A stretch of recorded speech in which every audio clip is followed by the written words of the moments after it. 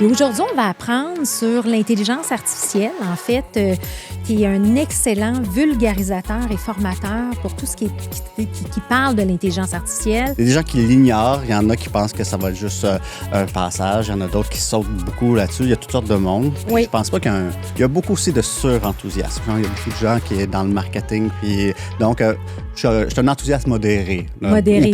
Ou réaliste, peut-être. Réaliste, peut-être. Bonjour, ici Cléo Maheu. J'ai la chance d'accompagner depuis des années des entrepreneurs dans la croissance de leur entreprise et j'avais vraiment envie de faire briller leur histoire, souvent atypique, en créant le podcast Histoire d'hypercroissance. Cet épisode vous est présenté par Big Bang, qui accompagne les entreprises dans leur croissance en maximisant la valeur de leur technologie. J'ai la chance de collaborer depuis des années avec Big Bang et Gabriel et son équipe, ce sont vraiment des gens, une équipe extraordinaire dédiée à vraiment trouver la meilleure solution technologique pour supporter la croissance dans les organisations. Pour en savoir plus, simplement cliquez sur le lien dans la description de l'épisode et vous pourrez faire l'évaluation gratuite. Vous êtes au point où vous avez besoin de changement, vous vous sentez submergé et vous souhaitez mettre en place les meilleures pratiques d'affaires? Mon bootcamp Hypercroissance est fait pour ça. J'adore aller à votre rencontre avec des ateliers virtuels, des outils pratiques et un accès à vie à notre formation en ligne. Vous aurez ainsi tout ce qu'il vous faut pour aligner votre fameuse clarté de vision. Durant 4 demi-journées d'ateliers, je vous accompagne afin que vous ayez en main votre plan de croissance en une page après un blitz d'1 mois. Tous les détails pour vous inscrire sont dans la description de l'épisode. Bienvenue, Monsieur Mathieu Etu. Très heureuse que tu sois ici, d'avoir accepté mon invitation. Donc, Mathieu, tu es chef de pratique IA générative à Triba. Donc, bienvenue sur mon podcast. Bien, merci de l'invitation. Très contente de participer à cet épisode. Yes, parce que tu as eu ton propre podcast, toi aussi, oui. Dans lequel tu m'as d'ailleurs invité, oui. Qui a été quand même beaucoup reconnu un certain temps. Hein? Ça s'appelait Culture Inc. Effectivement. Culture Inc. Je pense qu'on a fait pas autant que le vôtre, là, mais 25 épisodes que je faisais à temps partiel. Puis c'était dans mon idée d'explorer c'était quoi de la culture organisationnelle. Les gens ont apporté tellement d'axes. J'ai appris beaucoup en faisant ça. Oui, hein? Ouais. C'est vrai que quand on fait des podcasts, c'est tellement pertinent. Je parle de moi là, qui interview. Là, moi, je les appelle mes journées bonbons parce que j'apprends tellement. Puis aujourd'hui, on va apprendre sur l'intelligence artificielle. En fait, je te vois, en fait, je te suis sur les réseaux. On s'est connus à travers un client commun. Et depuis ce temps-là, je te suis. Puis pour moi, tu es un excellent vulgarisateur et formateur pour tout ce qui parle de l'intelligence artificielle. Puis c'est important d'avoir quelqu'un avec ton expertise, justement, sur le podcast parce que c'est un sujet d'actualité. Mm-hmm. Puis il y a des gens qui sont vraiment, qui surfent sur la vague, puis il y en a d'autres qui avalent de l'eau puis qui ne comprennent pas. Je ne sais pas si c'est ça que tu observes un peu, mais... Mais oui, si on regarde deux axes, il y a des gens qui, dans leur vie normale qui l'utilisent, mais moi, je me concentre particulièrement à former ou adopter les gens en organisation. Puis définitivement, ta définition qu'il y a des gens qui l'ignorent, il y en a qui pensent que ça va être juste un passage, il y en a d'autres qui sautent beaucoup là-dessus, il y a toutes sortes de monde. Puis je pense pas qu'il y a un point de vue absolument qu'il faut être, mais je pense être conscient là, de ce qui se passe, puis l'impact, définitivement. Il y a beaucoup aussi de surenthousiasme. Il y a beaucoup de gens qui sont dans le marketing. Puis, donc, je pense qu'entre autres, mon infolettre que tu parles, ou en tout cas mes publications, sont appréciées parce que je pense que j'apporte un point de vue peut-être un peu différent. Je surfe moins sur l'hyper-enthousiasme, mais... Je suis un enthousiaste modéré. Là, modéré. Ou réaliste, peut-être. peut-être. Un enthousiaste réaliste. Dire, regarde, il y a des bons côtés, mais voici leur juste. Puis d'ailleurs, ça s'appelle Radar. Oui. Donc, ton infolette. Radar IA. Radar IA, qui est ton infolette sur LinkedIn. Super pertinent. Et on va le mettre dans les notes de l'épisode, OK? Si les gens veulent s'abonner, justement, merci. Parce que j'aime ça, tu donnes la peine d'amener des sujets concrets, des problématiques, des questions qu'on se pose tout le temps. Dans le fond, tu amènes ces sujets-là. Puis je trouve que tu es une bonne source d'information, puis tu le vulgarises très bien. Fait que ça, c'est cool. Merci. Mais là, on a un Mathieu qui a une intelligence qui œuvre dans le monde de l'IA. Mais il vient d'où, Mathieu? Oui, c'est un petit gars de Montréal. OK. Petit gars de Montréal qui a toujours été fasciné. J'ai un père qui est en informatique, donc j'ai vu les arrivées, là, les cartes informatiques puis les vieux ordinateurs. OK. Mais longtemps, pendant que j'étais jeune, on dirait que ça valait bien plate, la job de mon père. Fait que moi, je voulais pas aller là-dedans. Puis c'est à la fin de mon secondaire, début du cégep, que là, c'est la fin des années 90, que là, l'Internet est arrivé. Puis pour moi, l'arrivée de l'Internet, ça apportait un côté un petit peu plus, soit un peu plus sexy ou plus intéressant que l'informatique de base des années 60, 70, 80. Donc, pour moi, l'informatique, ça a été une révélation, tout au moins un appel, parce que je sentais que, justement, l'arrivée d'Internet, ça allait changer un peu la manière qu'on collabore, qu'on vit, puis ça a effectivement eu un grand impact. Fait que moi, je suis fin des années 90, début des années 2000. Est-ce que tu as étudié en informatique? Oui, j'ai étudié en informatique. Oui. À quelle école? À l'Institut supérieur d'informatique, ISI Montréal, qui n'existe plus maintenant, mais c'était une école spécialisée. Ça s'appelait, je pense, le programme développement de sites web. Dans le temps, c'était comme la grosse affaire. C'était comme la grosse affaire, exact. Ça fait longtemps de ça, là, tu sais. Fait que ça te rajeunit pas, ça, Mathilde. Non, c'est ça. Je donnais une conférence cette semaine, puis je disais que ça faisait les années plus un. À chaque fois, il faut que je me dise, on est dans quelle année? 26? OK, ça fait 27 ans que je suis dans le milieu. Oui, 27 ans que tu es dans le milieu, fait que tu connais ça. Fait que tu as une base en informatique. Ouais. Et là, c'est quoi les différents postes que tu as occupés? Parce que tu as plus de 15 ans, tu sais, dans toute la gestion, puis d'avoir... Oui, en plus, c'est ça, ouais. Au début, ça a été beaucoup de développement logiciel. J'aimais développer du logiciel. J'ai étudié en développement de site web, mais je n'ai pas vraiment développé de site web. Rapidement, j'ai fait des applications développeurs. Puis rapidement, c'était des applications pour aider les entreprises. Fait que là, on dirait que ça est devenu ma mission de créer des outils pour que les entreprises atteignent leur mission. Fait on dirait que cette mission-là m'habite encore, même 27 ans après. Développement logiciel, peut-être une petite anecdote. Assez rapidement dans ma carrière, j'ai eu la chance d'aller travailler à l'étranger. Fait que, il y a une personne dans l'entreprise dans laquelle je travaillais qui me dit « Je dois retourner à Hong Kong, mon père m'appelle. J'ai besoin d'un développeur pour développer tous les systèmes informatiques. Ça te tente de venir avec moi? » Fait que j'ai sauté sur l'occasion. 3 ans de développement. 3 ans à Hong Kong. À Hong Kong. Au début de carrière, je devais avoir 26 ans. C'est parfait. C'est des belles années, ça. Oui, super belles années. Puis ça m'a formé beaucoup parce qu'assez rapidement, il a fallu que je bâtisse une équipe. Donc, tu sais, au début de carrière, déjà, apprendre un peu du galon de comment on recrute, comment on gère des équipes, comment on fait évoluer des projets à plusieurs personnes. Fait que sauter rapidement dans ce bassin-là, dans ce contexte-là, ou opportunité. Ça m'a formé beaucoup. Puis comment c'est de vivre à Hong Kong? Vivre à Hong Kong, j'ai vite... J'adore la ville. Je suis retourné, je pense, en 2017, juste en tant que touriste pour la revoir. J'adore beaucoup ça, malgré que là, avec la place de la Chine qui reprend un peu, si on enlève ça, juste la ville puis la vibe, je l'adore. Travailler là-bas, moyen. C'est une culture bien différente de ce que j'ai appris. Une culture très... le patron, il a raison. Le patron, quand il est dans la salle, on regarde à terre. Même si on a des choses qu'on voudrait dire qu'on améliore de l'entreprise, on le dit pas parce que c'est vu comme si on critiquait l'entreprise. Fait que moi qui viens d'un environnement où à peu près tout le monde, si on fait le tour d'une entreprise, on dit qu'est-ce qu'on devrait changer dans l'entreprise, tout le monde va avoir une liste de choses. Puis moi, j'arrivais là-bas pour faire des systèmes pour aider les travailleurs, puis c'était le silence absolu. Fait que ce genre de culture-là, à la longue, je suis comme, j'avais hâte un peu de revenir. Ça devait être formateur, par contre. Oui, formidable. Ça m'a changé autant personnellement que professionnellement. Puis, quand tu reviens, après 3 ans, tu occupes quel poste? J'ai fait de la consultation. Fait que là, ce que j'aimais ou ce que je voulais, c'est de trouver... J'avais vu c'était quoi un peu démarrer une entreprise, travailler à l'étranger, mais j'avais pas encore cette expérience-là de différentes entreprises, différents formats, grosseur, type de management, d'industrie. Une des choses qui est intéressante en informatique, c'est si tu deviens consultant, tout le monde, toutes sortes d'industries a besoin d'informatique. Tu peux travailler autant dans le système ferroviaire, dans la pharmacie, dans la construction, les assurances.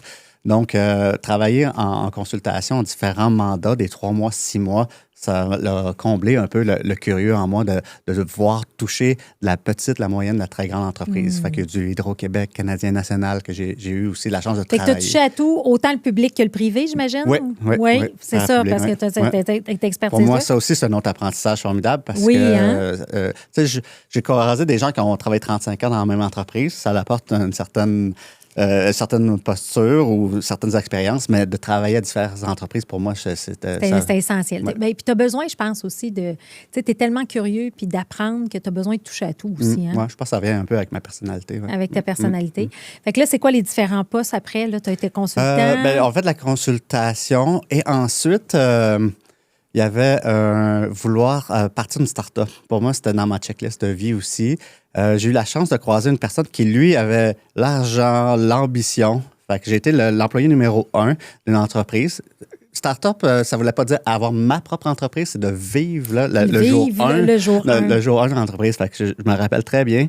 Avec mon patron, on est allé chez Ikea, puis on a acheté 10 chaises, des tables, de partir vraiment une entreprise avec les premiers achats d'Ikea. Puis on l'a grandi en 4 ans, on l'a passé jusqu'à 85 employés, 3 ou 4 déménagements en 3 ans. Donc, ça a vite grossi. Là. Wow. On parle d'hypercroissance. Là, de 0 à 85 en 3 ans, pour moi, c'est assez rapide. Ouais. C'était assez rapide. Puis, c'était quoi ton rôle pendant ces années-là? Dans les startups, tu fais toutes sortes de choses. Tu avais tous les chapeaux. Au début, développeur, consultant, parce qu'il fallait amener de l'eau au moulin, de s'assurer qu'on a des revenus. Puis ensuite, team lead, parce qu'on avait certains projets. Je suis venu gestionnaire de projet. J'ai été architecte logiciel. J'ai fait bien là où Mathieu pouvait aider, on allait le placer un peu. Puis après ça, tu étais allé où? Oui, toutes sortes de choses. Ensuite, j'ai fait un peu de consultation au niveau... Là, dans ma startup, je me suis beaucoup commencé à m'intéresser à tout ce qui était agilité. Fait que agilité, Scrum et compagnie. Donc, je suis beaucoup spécialisé là-dedans. Fait que j'ai fait un peu de consultation à ce niveau-là. Et ensuite, j'ai eu quelques postes de gestionnaire. Fait que là, c'était là un peu plus au niveau VP Engineering. Fait que des entreprises, surtout des entreprises de développement logiciel.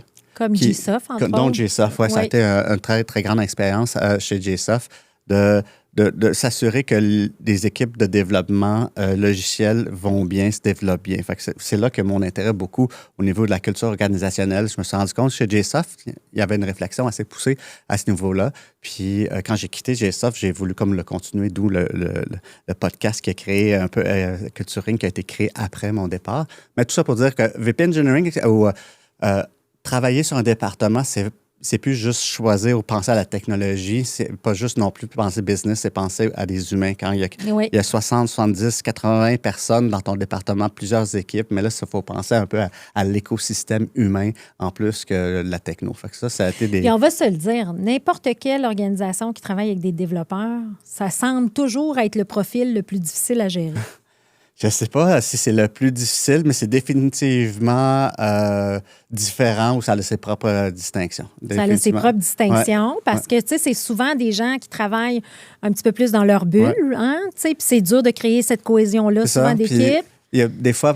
Peut-être que je généralise un peu trop, là, mais au niveau du savoir-être ou les communications, c'est pas des compétences qui sont des fois très développées. Il faut aider à accompagner ces gens-là à mieux collaborer, à mieux communiquer.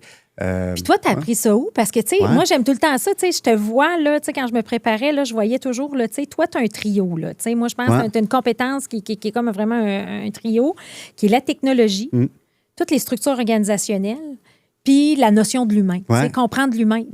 Mais pour un gars d'informatique, tu comprends-tu? C'est comme strange, tu sais. C'est un peu strange, mais si je te disais qu'avant même de m'inscrire en informatique, je voulais faire du théâtre. Moi, de la mise en scène de théâtre, c'était quelque chose. Ah oui, t'es sérieux? Ouais.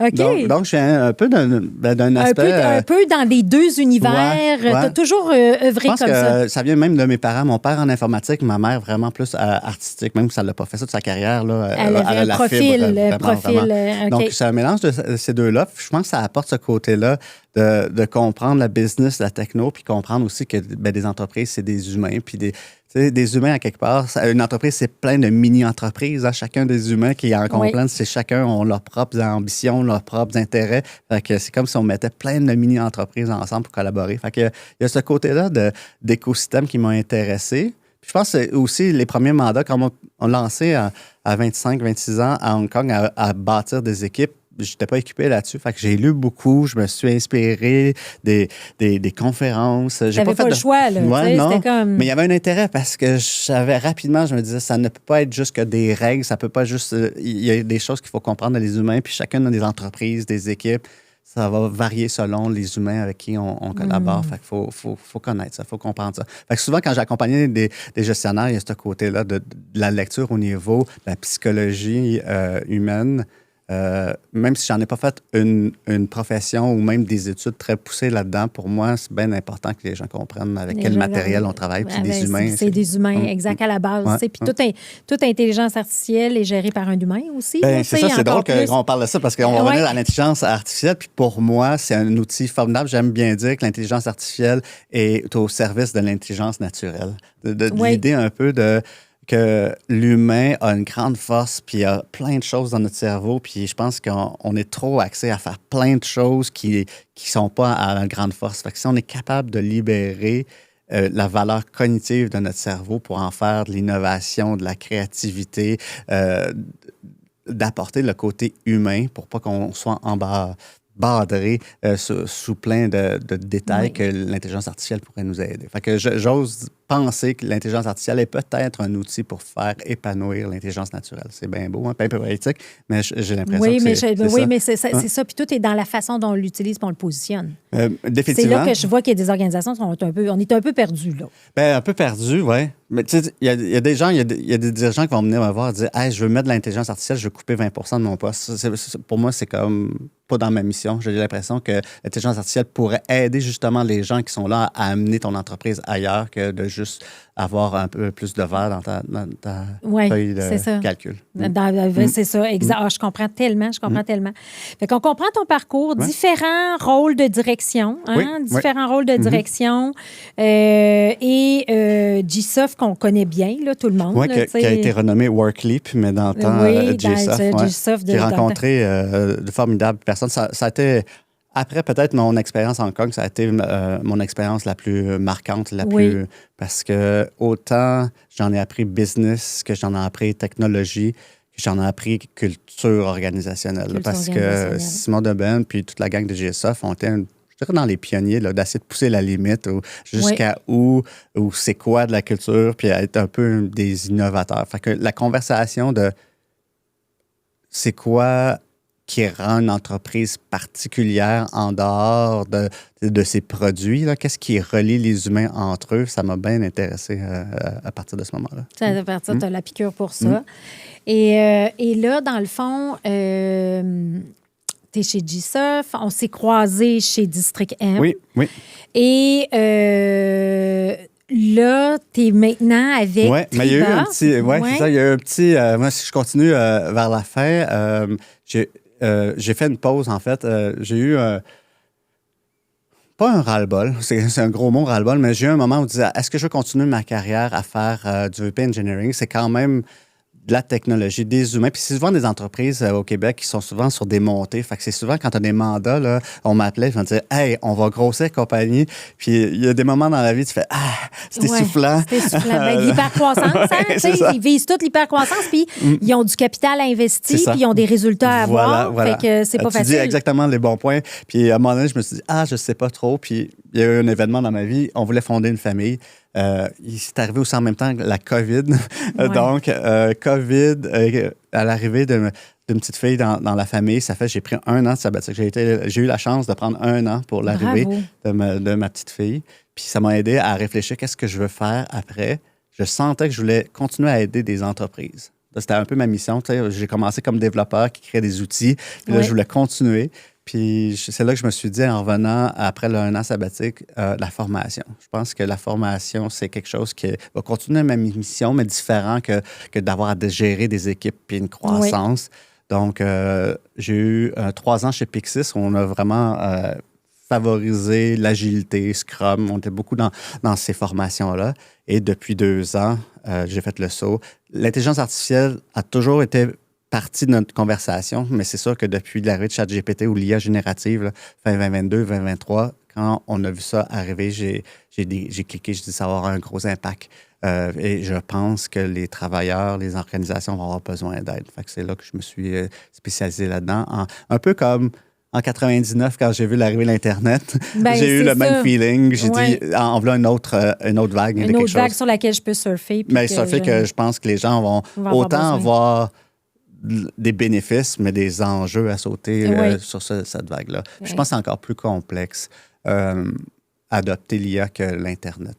Je pense que quand je relis, l'intelligence artificielle, c'est proche de l'impact de l'arrivée de l'électricité. Puis ça m'a fait lire sur l'électricité. C'est fascinant. L'arrivée, moi, évidemment, on ne l'a pas connu, là, mais quand on relit là-dessus, c'était pas bienvenu au début. Hein. Il y avait de la propagande anti-électricité, vraiment en face. Puis les gens avaient peur, puis il y avait toutes sortes de soucis. Il y a du monde qui avait peur pour les emplois. Il y avait comme plein de choses qui font un peu référence à l'intelligence artificielle. Ben oui. Puis maintenant... L'électricité, ça fait partie des meubles. Hein. On ne peut pas s'en passer. On ne peut pas s'en passer, puis on bâtit par-dessus. Donc, je le vois similaire à ça. OK. Alors là, puis ça a été quoi pour toi? T'sais, c'est drôle que tu dises ça, de prendre du temps pour toi, une année. Parce que, tu sais, aujourd'hui, dans l'ultra-performance, c'est pas tout le monde qui se le permet de prendre cette année-là. Non, définitivement. Puis c'est sûr que dans une carrière, tu sais, on est dans l'ère du LinkedIn puis du CV qui est public à tout le monde, là. Fait qu'à quelque part, il y a du monde qui disent de quoi ça va avoir de l'air sur mon profil, sur mon CV, il va y avoir des trous. Puis... j'avais quand même une bonne carrière, des gros postes, des gros salaires. Puis c'est quelque chose que j'ai décidé de changer pour différents axes. Pour moi, il y a une petite peur. Je me dis, je suis en train d'un peu de briser ma carrière. Puis pas du tout, là, peut-être que j'ai eu cette peur-là. Puis avec le temps, j'ai fait le bon choix. Mais es-tu d'accord que le fait d'avoir de te permettre de créer de l'espace, de prendre un pas de recul, t'a permis de peut-être mieux rebondir aussi? Définitivement. Puis avoir le luxe d'être capable de dire à ton réseau puis sur LinkedIn, hey, je ne sais pas où est-ce que je m'en vais. Je suis prête. J'avais posté sur LinkedIn. Voici vous pouvez aller voir mon profil. Je cherche ma prochaine vocation. S'il y a des gens qui veulent échanger avec moi sur différentes options. Puis j'ai eu beaucoup de monde, puis des anciens clients des États-Unis qui m'ont appelé. J'ai eu des appels. Je me rappelle, j'étais au parc en train de pousser la poussette, puis il y avait quelqu'un de Chicago qui m'avait écrit, puis qui voulait me jaser, qui avait vu mon post, puis qui m'ont un peu aidé. Fait que c'est sûr que les gens qui veulent faire des changements d'emploi n'ont peut-être pas ce luxe-là, parce que tu ne veux pas afficher à ton employeur que tu repenses, que tu vas travailler. Ou si tu es mis à pied, ou il y a une restructuration, n'aie pas peur de le faire, puis il y a des belles choses qui peuvent arriver. Pour moi, j'étais bien... le 1 an de réflexion m'a aidé, puis en plus, quand je l'ai posté, j'ai eu tellement de belles réponses. C'est ça. Mais je pense aussi que tu as bâti une belle notoriété aussi dans le réseau puis tu as fait une maudite bonne job. C'est sûr que si j'avais juste 4 connexions sur LinkedIn, ça n'aurait pas eu le même effet. C'est ça, exactement. Mais là, tu reviens en force puis là, tu vois que la formation a un rôle important, la formation de l'IA. Ouais. Et là, tu te joins à Triba. Oui. Alors, raconte-nous un peu, c'est quoi ta fonction de chef de pratique, là? Oui. En fait, l'IA générative, là, on pourrait dire qu'il y a comme 2 grandes familles à l'intelligence artificielle. C'est plus complexe que ça, là, mais si je vulgarise. Oui, mais là, vulgarise pour moi, là, OK? Là, rends-moi ça simple, là. L'intelligence artificielle, je le dis des fois dans mes formations, on a fêté l'année passée, en 2025, les 70 ans de ce nom-là. Fait que c'est en 1955 que le terme est sorti. Fait que ça fait longtemps qu'on parle d'intelligence artificielle. Il y a eu toutes sortes d'évolutions. Mais si je le mettais en 2 grandes catégories, et ce que j'appelle l'IA traditionnelle, prédictive ou classique, là, on ne s'entend pas dans la littérature, mais celle-là, c'est plus tout ce qui est prendre des données et être capable de prédire, identifier, cataloguer. Un exemple, une grande épicerie, grande chaîne d'épicerie qui voudrait améliorer ses achats de produits saisonniers. Donc, c'est pas aussi simple que combien on a acheté de pommes l'année passée, puis il faut juste en acheter plus, 10 D'ailleurs, Mouvéail a montré l'exemple ici des bananes. Voilà, je voulais pas parler de ce cas-là, mais ayant travaillé chez Mouvéail, où la détection automatique d'anomalies sur une chaîne de montage et compagnie. Oui. Ça, c'est vraiment du classique. On prédit, on identifie. Classique, ça a l'air bien simple, là, mais c'est quand même beaucoup de travail pour arriver à faire ces modèles-là. Mais depuis, on dirait, là, je vais dire la date, là, novembre 2022, c'est un petit peu avant ça, mais l'IA peut maintenant générer du contenu original ou qui semble original. Donc, du son, des vidéos, des images, du texte, évidemment, puis pas juste en produire, mais en analyser. Donc, on peut fournir une image puis qui nous le décrit. On peut envoyer une image puis le met en vidéo. Donc, c'est multimodal, là, plusieurs différentes. Fait que ça, cette IA générative-là, c'est ça que fait, j'appelle ça démocratiser, parce qu'avant 2022, quand on parlait d'intelligence artificielle, à peu près tout le monde, à 95 les gens n'y avaient jamais vraiment touché. Là. C'était vraiment des modèles faits sur des grandes données pour des grandes entreprises, bâtis par des scientifiques de données. Fait que j'appelais ça un peu plus un accès élitiste, là, dans le sens que c'est des entreprises qui ont bien les moyens. C'est pas accessible. Mais là, novembre 2022, monsieur, madame, tout le monde, sur leur ordinateur, peut accéder, comprendre, voir. Puis peut-être, on s'est posé les premières questions dans la première année. Ça peut m'aider à quoi? Puis assez rapidement, on s'est rendu compte que ça peut faire toutes sortes de choses. Fait que, puis plus c'est puissant, plus que le côté de l'envers de la médaille est grand aussi. C'est ça, une de mes missions, c'est d'aider les entreprises à avoir les capacités, les bénéfices, mais aussi tous les enjeux qui viennent avec l'adoption de l'IA. Puis dans mes formations, je pense que c'est quand j'arrive au niveau des enjeux que là, les yeux ouvrent encore plus. Peux-tu nous parler des enjeux, justement, dans l'adaptation de l'IA? Définitivement, il y en a beaucoup. La plus grande, peut-être la plus simple que les gens vont comprendre, l'enjeu de sécurité et confidentialité. Ça, c'est la première des choses. Ça fait qu'il y a beaucoup de dirigeants qui ont peur. Qu'est-ce que mes employés vont prendre comme données? Ils vont les mettre où? Est-ce que ça met mon entreprise à risque?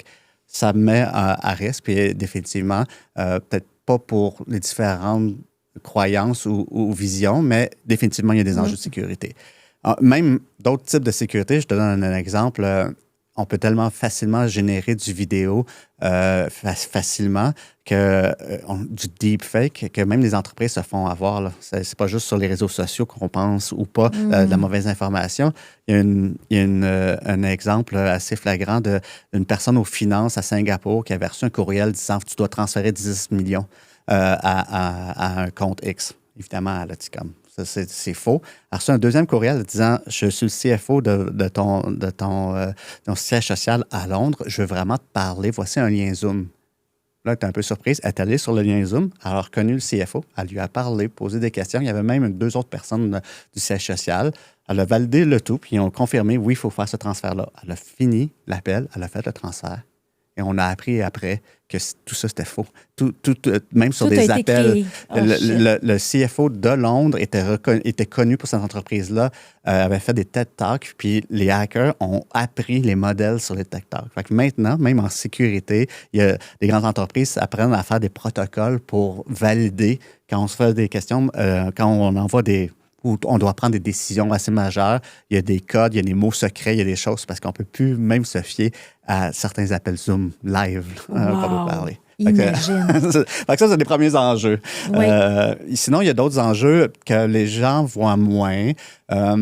Les enjeux environnementaux. Il y a des entreprises qui ont une pensée citoyenne, fait que d'avoir tout ce qui est B Corp, je ne sais pas si tu connais cette approche-là. Oui, fait que des entreprises qui veulent vraiment avoir une empreinte environnementale moindre, mais là, ils se posent des questions.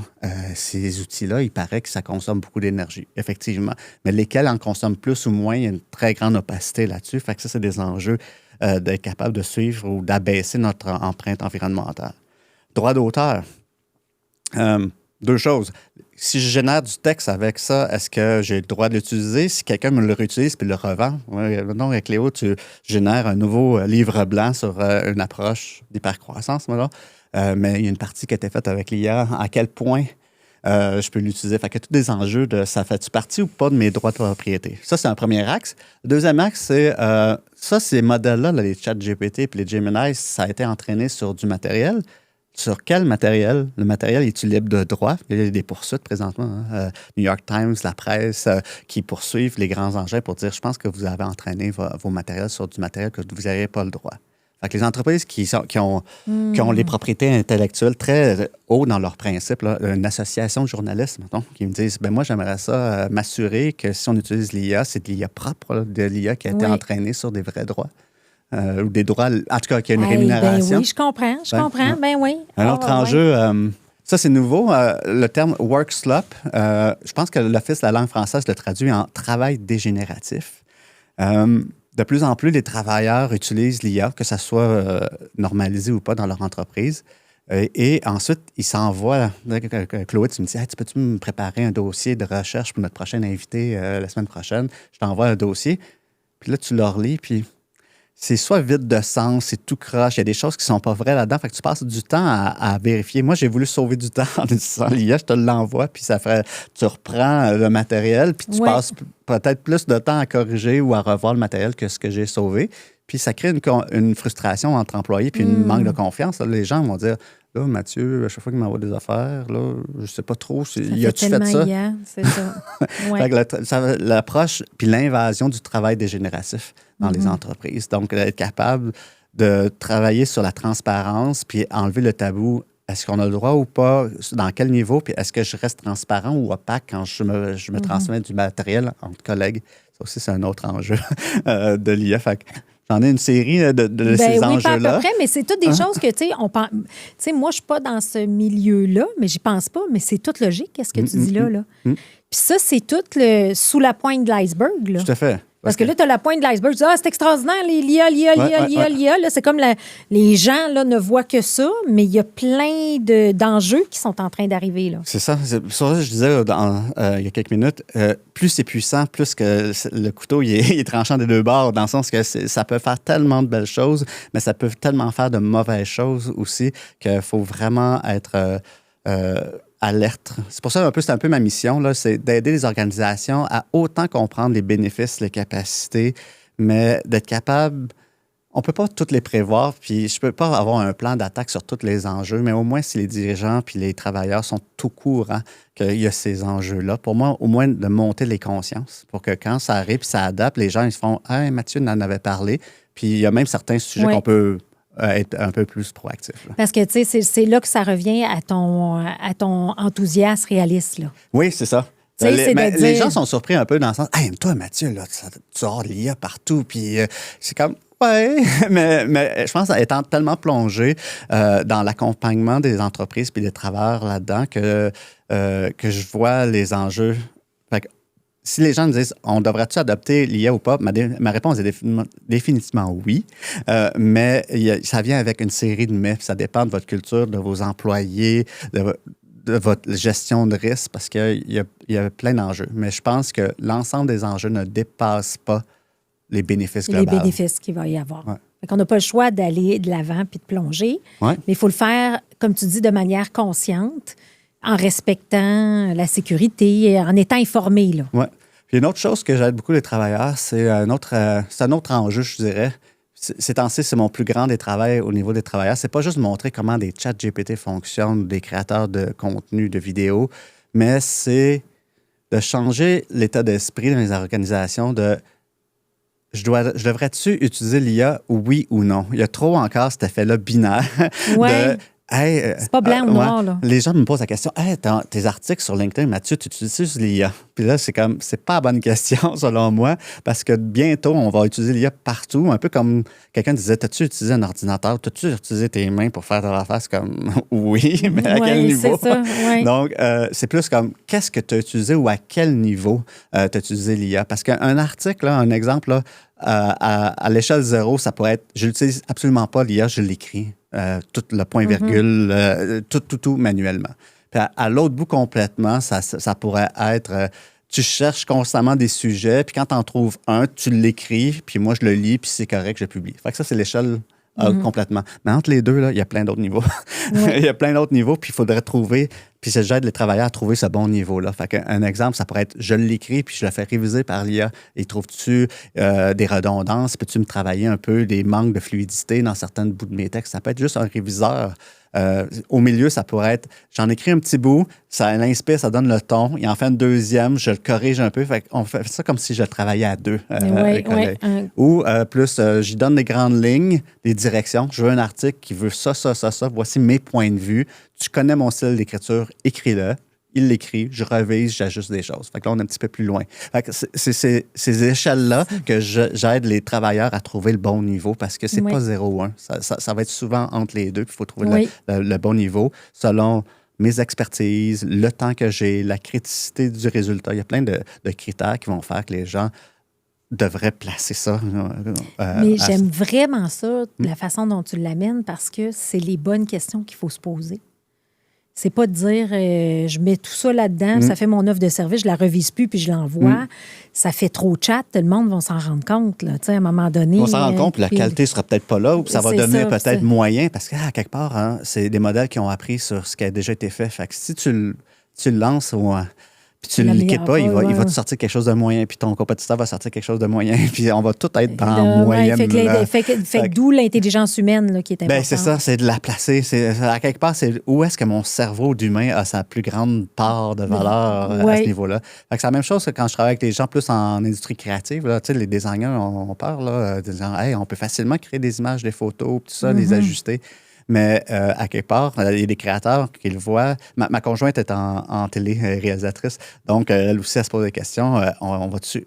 Où est-ce que ça va se placer?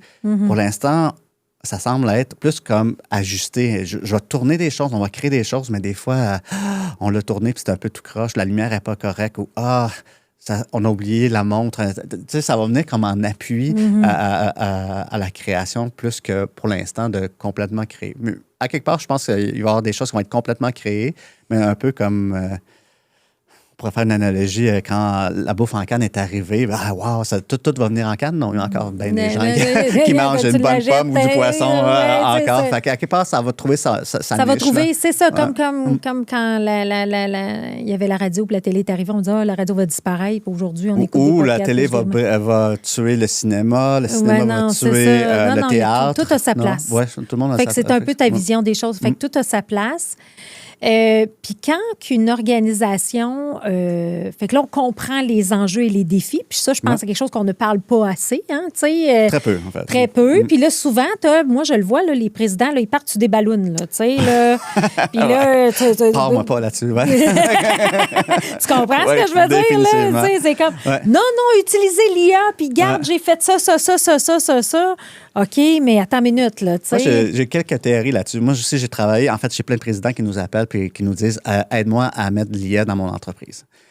J'ai quelques théories qui font pourquoi j'ai ces appels-là en premier. J'ai l'impression qu'il y a en anglais le FOMO, là, Fear of Missing Out. Je pense qu'il y a ça. Là. On voit ces réseaux sociaux, je m'en vais à des groupes d'autres dirigeants. Oh mon Dieu, l'IA a changé les choses. Fait qu'il y a des gens qui disent là, je ne sais pas trop que ça va changer dans mon entreprise, mais il faut que je le fasse. Il y a le côté, c'est plus impulsif, là, c'est pas logique. Là, il faut que je sois dans l'air du temps avec l'IA.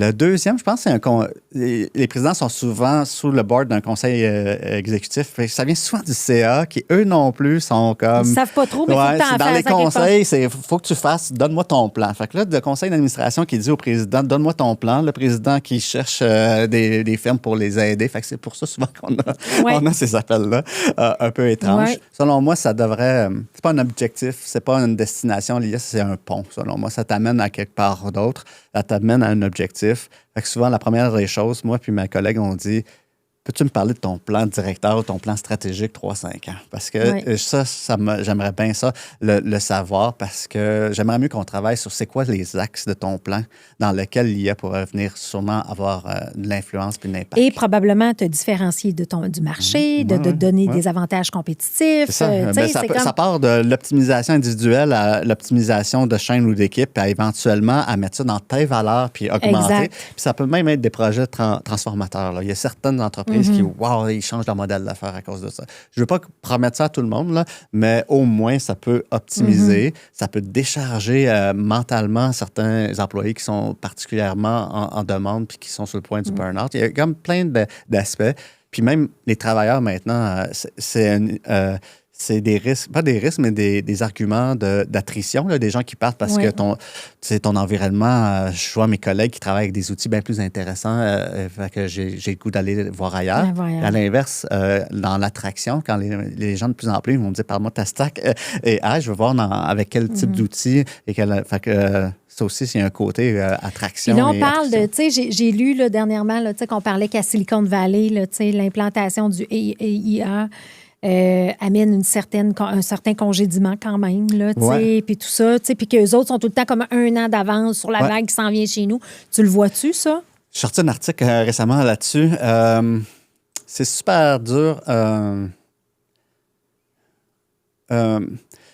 C'est dur de faire la part des choses pour l'instant. Je pense que c'est un peu tôt encore pour faire la part. J'ai l'impression que ça va avoir un impact. Mais ce qu'on voit présentement, ce qui semble montrer, c'est plus, il appelle ça en anglais du AI washing, comme il y a eu du COVID washing. En début 2020-2021, il y a des entreprises qui étaient dans une mauvaise situation, qui devaient couper, puis on s'est servi de ces raisons-là. Fait qu'on sent pour l'instant que les Microsoft, là, les grandes giant tech là, de Silicon Valley coupent 7 à 10 %, mais on est encore, je pense, 22 % plus élevé en employés qu'au début de la COVID. Fait que c'est plus comme il y a eu une surcharge, une on utilise le prétexte de... En fait, AI washing, c'est l'utilisation du prétexte de l'IA pour faire ces coupes.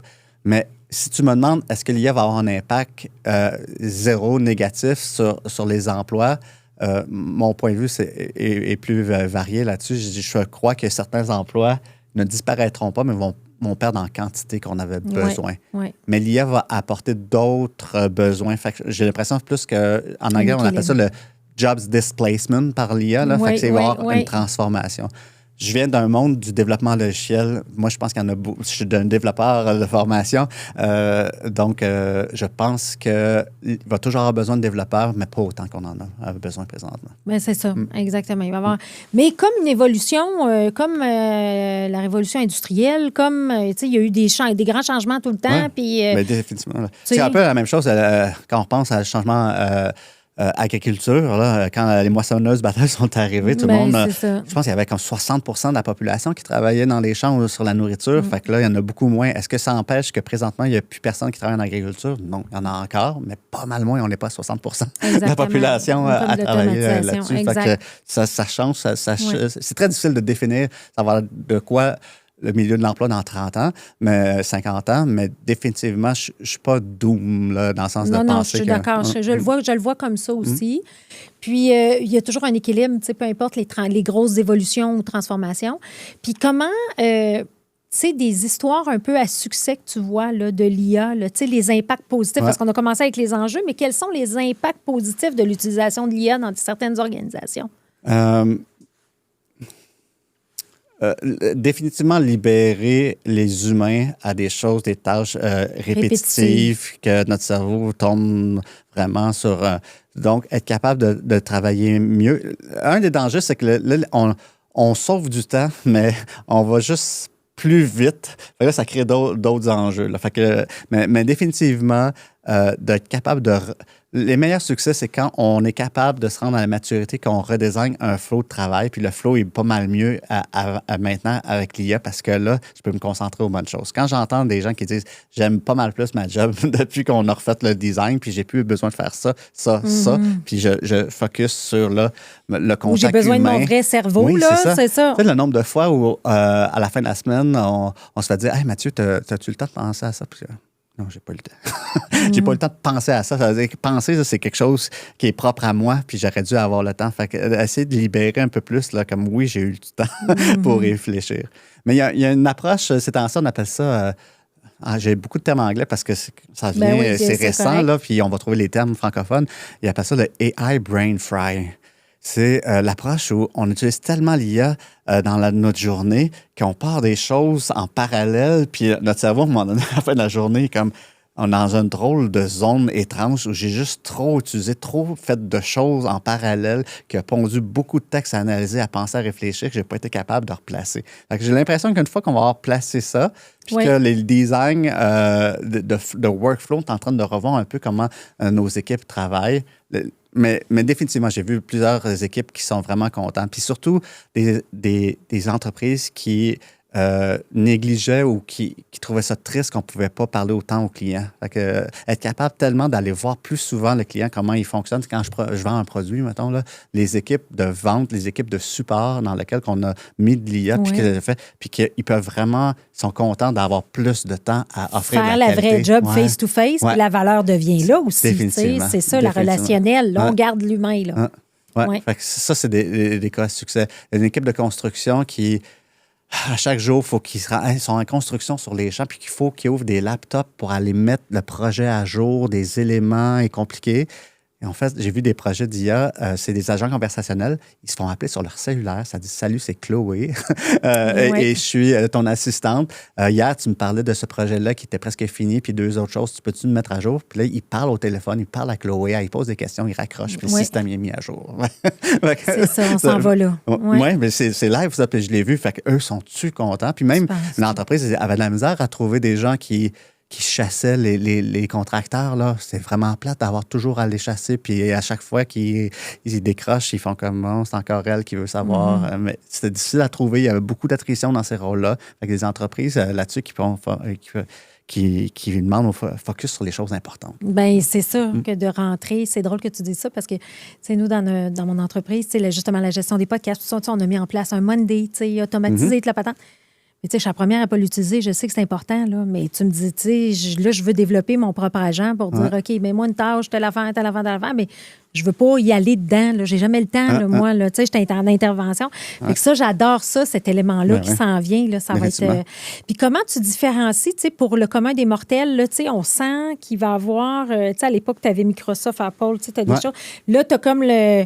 Comment tu peux me différencier pour une compréhension générale de ChatGPT, de Claude Cowork, que là, on voit qu'il est beaucoup plus entreprise, Gemini? Comment tu les différencies, ceux-là? Il y a un grand shift entre, tu sais, dans les 20 dernières années, c'était pas mal Google, peut-être un peu Facebook, Meta, mais Microsoft puis Apple. Je pense qu'ils sont devenus trop gros pour être capables de prendre la vague. Ça va très, très vite, puis ils sont peut-être pas assez agiles à ce niveau-là. Je pense que c'est les grands...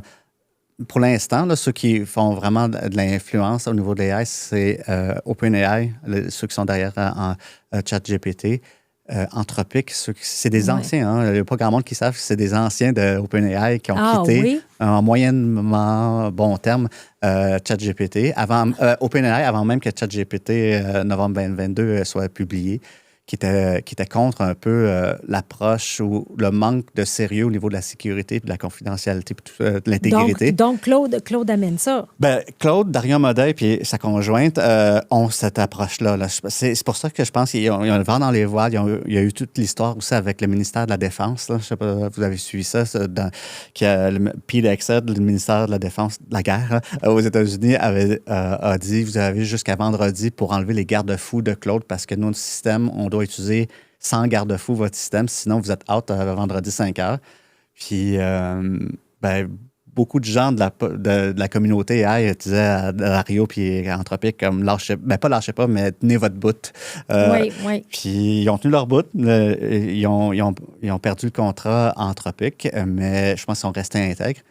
Ce qui est un peu triste et dommage là-dedans, c'est que pendant la semaine, Sam Altman d'OpenAI avait dit à Dario, lâche pas. Puis à 5 heures, quand ça est parti, c'est lui qui a pris la job. Il a pris la job puis il a accepté. Dégueulasse. Pas mal aux mêmes normes que ce qu'il y avait avant chez Anthropic. Fait que c'était juste finalement. En tout cas, chacun. Encore là, mais avoue que c'est épeurant, ça, dans un sens où c'est super épeurant, ça.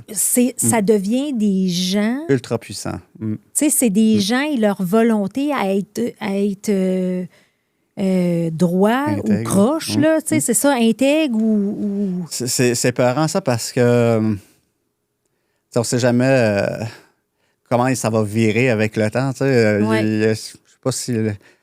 Je sais pas c'est quoi ton stade par rapport à Elon Musk, mais Elon Musk, au début, là, il y a 10-15 ans, quand c'était SpaceX, c'était le gars des fusées puis tout ça. Il était comme bien apprécié, le début de Tesla, puis ça a un peu mal viré avec le temps. Tu te demandes, est-ce que des Dario Amodei, présentement, d'Anthropic, vont sauf virer qu'en même temps, c'est quand même lui, pendant la guerre en Ukraine, qui a donné l'accès à Internet. C'est ça, mais c'est un individu, un humain qui décide. C'est quelque chose, ça. C'est pour ça que je pense qu'il y a des demandes de Bernie Sanders ces temps-ci est beaucoup comme on devrait réguler ça pas mal plus fort. Oui.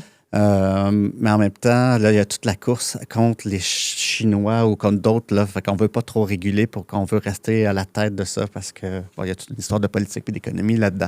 Complexe, mais si on le regarde côté sociétalement, moi, tantôt, je te parlais des enjeux là, environnementaux, que je disais qu'il y avait très peu de transparence sur l'utilisation de l'énergie, les droits d'auteur. Il y a plein de choses que moi, quand je fais information, le monde, ils disent, t'es d'accord avec ça? Je suis absolument pas d'accord. Moi, je trouve que c'est le temps des cow-boys. Trop cow-boy. J'aimerais ça qu'un jour, on régule ça, mais il y a tous les enjeux de réguler ça. c'est pas un pays là, qui produit ça, c'est une série de Puis pays. ils disent là. qu'il va y avoir des attaques dans les data centers à venir, puis ils soupçonnent ça. Oui, définitivement. Puis les data centers, maintenant, ça aussi, j'ai fait un bon article là-dessus. C'est le terme data center n'est pas bon. Là. C'est comme vieux de 30 ans, ce terme-là. Là. C'est plus que la data center, c'est des usines, ça crée de l'électricité. C'est comme une petite ville qui bâtissent ensemble. Là. Fait que là, ils sont en train de bâtir des villes juste pour transformer de l'énergie en calcul, en savoir. Fait que ça, puis ça aussi, ça devient très à risque. Mais moi, surtout, c'est que toute l'utilisation, les deepfakes et compagnie, je vois un besoin de réguler ça. Tellement. Mais je vois quand même l'enjeu de réguler ça d'une manière mondiale quand tu as plein de producteurs, puis tu en as la compétition qui sont chinoises, puis eux se battent pas mal moins de règles et puis de régulation. Fait que si on régulise notre bar, eux, ils ne le sont pas. Les entreprises vont quand même pouvoir prendre ces modèles-là, les amener. En tout cas, c'est complexe. C'est très complexe. Mais si on le regarde juste, est-ce qu'il y a besoin de contrôler ça? Définitivement. Puis, comment tu compares, justement, dans la livraison du produit, un ChatGPT, Claude et Gemini, mettons, là? Copilote. Mettons, c'est dans des projets qui utilisent ces IA-là, il faut faire des tests. Ils ont chacun leurs forces et leurs faiblesses. Moi, je recommande fortement à faire une solution qu'on peut switcher rapidement d'un à l'autre parce que d'un mois à mois, ils deviennent de mois à mois, il y en a un qui va dépasser l'autre. Hein? Puis leur modèle tarifaire, là, c'est tout un enjeu tarifaire aussi. Là. On a été l'âge d'or, là, c'était pas trop cher l'IA, mais je pense que longtemps, ils ont perdu à perte, ils ont produit à perte juste pour attirer leur attention puis bâtir leur clientèle. Mais là, les prix un peu, j'appelle ça la Netflixification de l'IA, dans le sens que au début, c'était pas cher Netflix, là, mais une fois que tu es hook, on monte les prix à chaque année. Ça ressemble à ça. Fait qu'il faut avoir des solutions où on peut vite switcher autant pour les performances que pour le coût, parce qu'il ne faut pas trop se balader. Mais je dirais, il y a une différence entre un développement d'une solution sur mesure avec l'IA et on déploie l'IA en tant qu'outil pour le travailleur. Avoir des chats GPT. Moi, mes recommandations ces temps-ci tournent un peu plus vers Claude d'entreprise parce que je trouve meilleur sur bien des axes. Une des choses qu'il ne fait pas, il ne crée pas d'image pour l'instant, mais pour bien des travailleurs, pas être capable de créer d'image, c'est pas un problème. C'est capable de bien analyser, il est capable de bien faire des bonnes recherches, de te montrer les sources, capable de planifier des tâches. Il y a tout le côté un peu plus assistant, agent qui commence à apparaître chez Claude que OpenAI est un petit peu en retard là-dessus. Ça pour dire que je pourrais avoir dans un an... Oui, puis dans 6 mois, ça peut être l'inverse. C'est ça. Sauf que j'ai compris que... Est-ce que ma lecture est bonne que Gemini et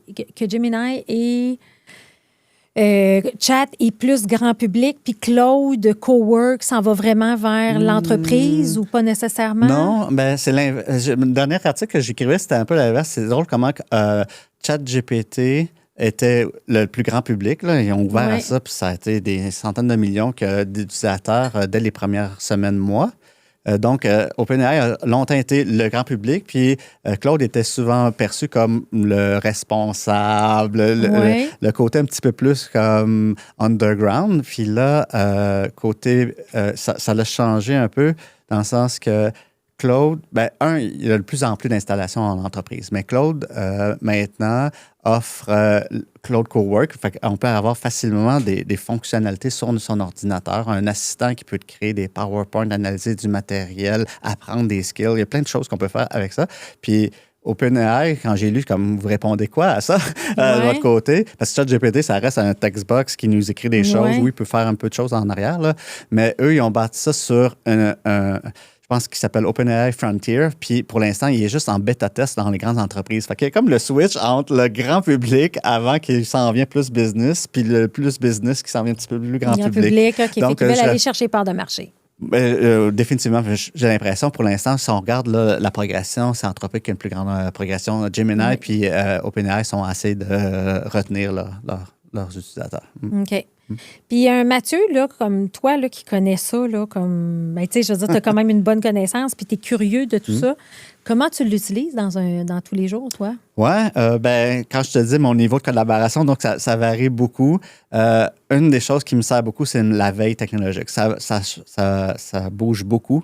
À chaque fois que je prends une semaine de vacances, je reviens, j'ai l'impression d'avoir perdu 3 mois de ma vie. Mais pas perdu, mais d'être en retard. Oui, Là, c'est tellement. ça. Là, Oui, tellement que ça va vite. c'est fou. Fait que, ça me sert beaucoup. J'ai comme configuré différents agents sur différents sujets. Fait que lui, une fois par jour, j'ai un agent particulier qui me raconte dans les derniers jours au niveau sociétal, légal, business. Fait que j'ai comme la veille technologique, puis je l'ai choisi par thème. Parce que les mardis, on parle de recherche. Okay. Fait que la veille technologique, ça m'aide beaucoup. Au travail, on a encapsulé de plus en plus tous nos services. Fait que si on offre des services de diagnostic, donc on va voir une entreprise pour voir c'est quoi que vous faites comme business, puis comment je peux vous aider à voir où est-ce que dans votre processus, l'IA pourrait vous aider.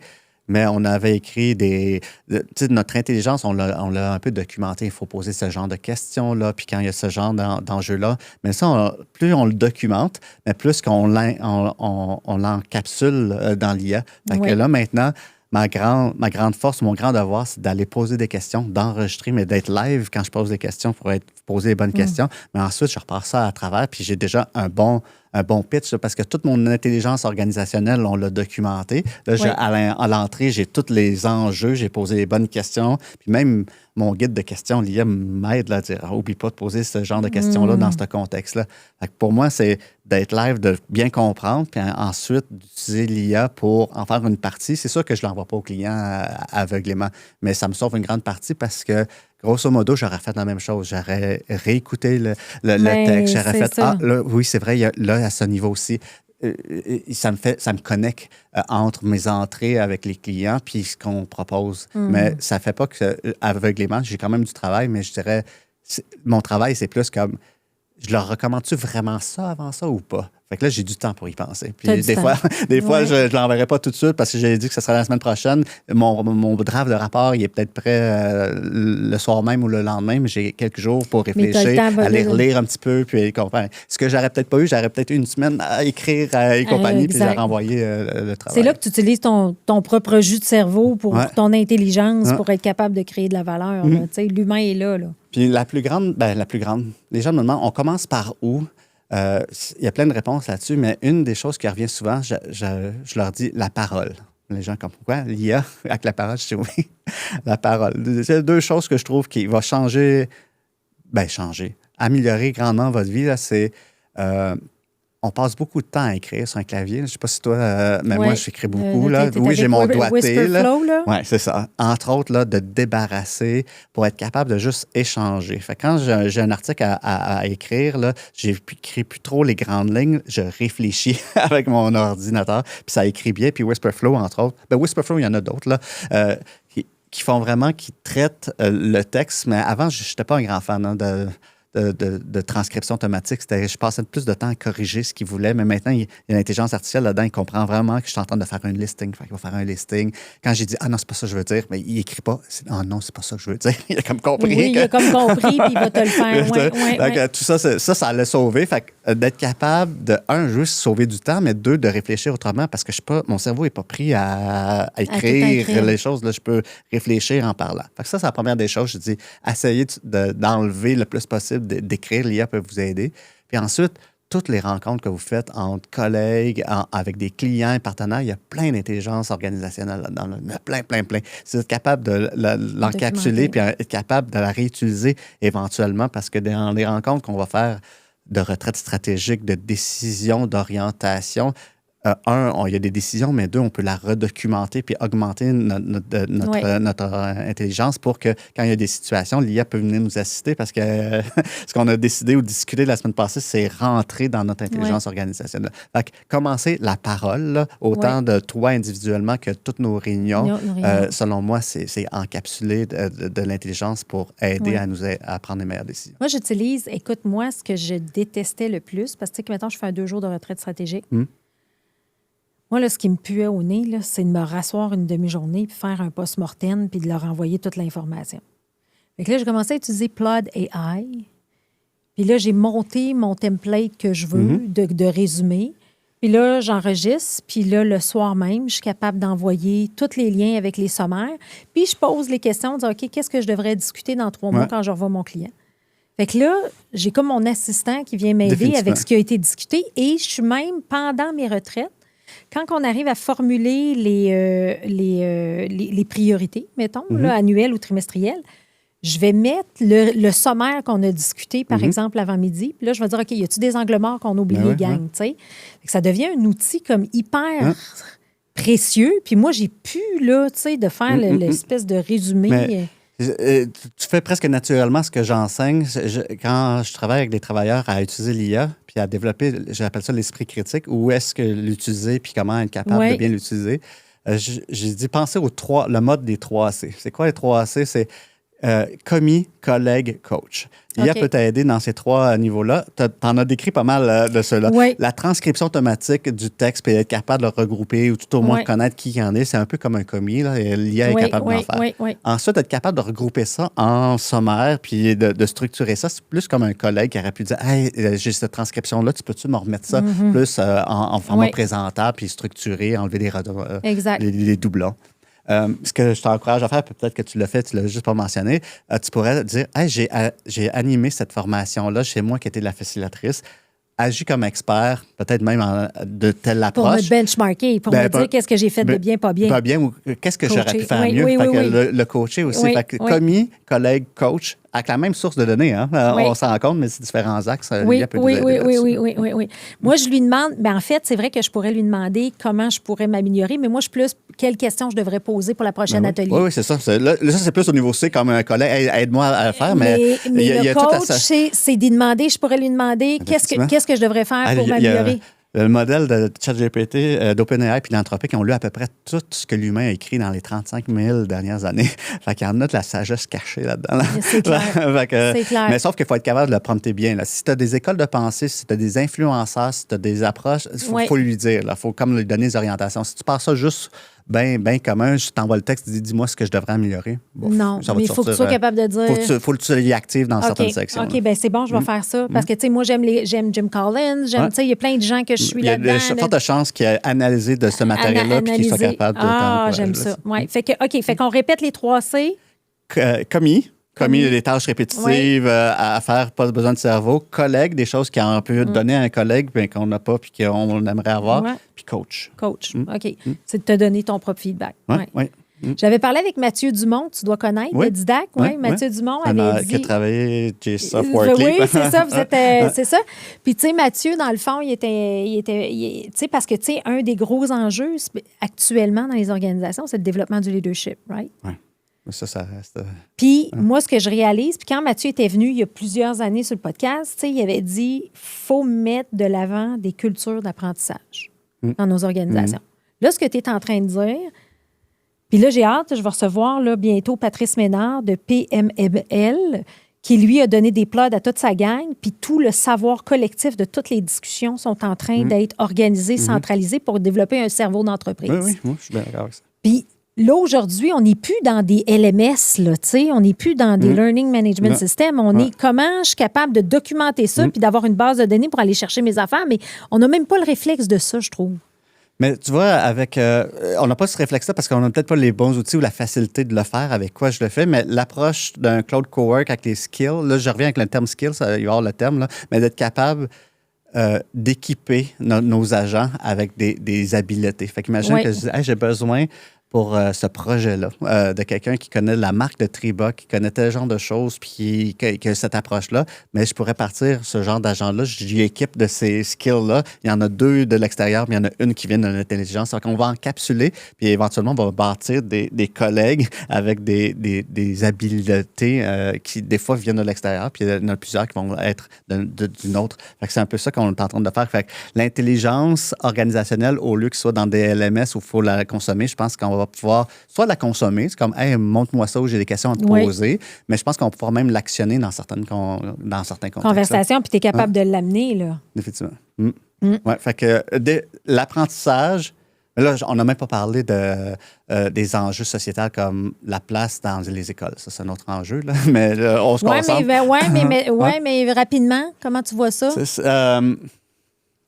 J'ai pas la solution, mais je trouve que présentement, on est dans un mode pas facile où dans les écoles, enseigne encore comme les anciens programmes, mais on teste, on valide des acquis maintenant avec des outils il y a comme un disconnect entre maintenant valider des acquis. Avant, il fallait que j'apprenne des choses soit par cœur, que je les comprenne bien, mais là, il y a des outils qui peuvent me trouver ces réponses-là. Fait que là, c'est bien plus de comment utiliser l'outil. C'est soit ça, ou effectivement, ou voir est-ce que tu es capable de me l'expliquer. Fait que, tu sais, on est beaucoup on valide des acquis en écrivant des examens. Pourquoi? Quand j'ai quelqu'un dans ma famille qui est prof à l'université, il me dit... Je dis, pourquoi tu ne fais pas une validation? Dis-moi qu'est-ce que tu comprends de ce sujet-là. Il dit, j'ai 60 personnes dans chaque classe, j'ai pas le temps de le faire. Fait qu'il y a comme une structure. On était habitué de transférer des informations puis de valider des acquis, puis que là, avec les outils actuels, présentement, ça ne marche plus. Fait qu'il faut repenser un petit peu. Ces gens-là vont avoir ces outils-là dans le futur. C'est quoi qui est important de montrer, puis comment je valide une nouvelle manière d'acquisition. Sauf que là, présentement, la technologie puis le monde du travail a changé pas mal plus vite que nos programmes de formation.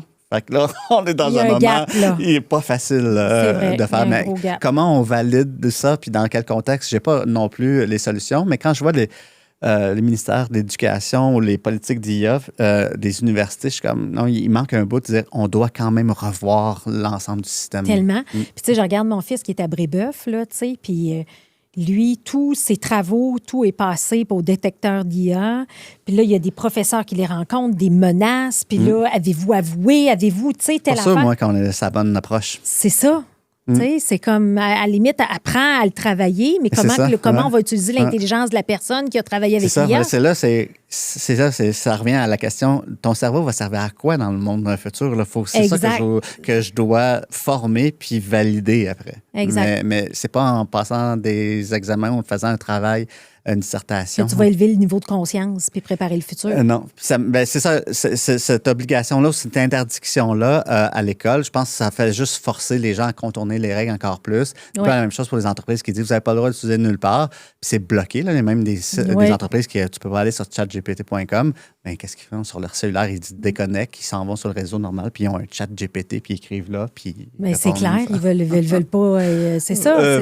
L'humain, il va chercher la loi du moins d'effort. Exact, t'as raison. Écoute, c'est extraordinaire. Là, j'ai le cerveau plein. Là, j'ai plein de questions. Je continuerai encore 2 heures de temps juste pour comprendre ton cerveau.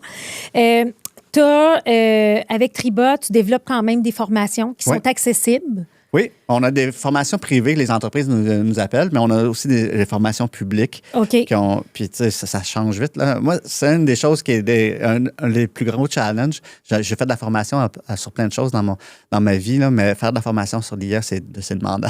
C'est demandant parce que ça doit changer à toutes les semaines. Je pense qu'il n'y a pas une fois que j'ai réutilisé le même set de support visuel.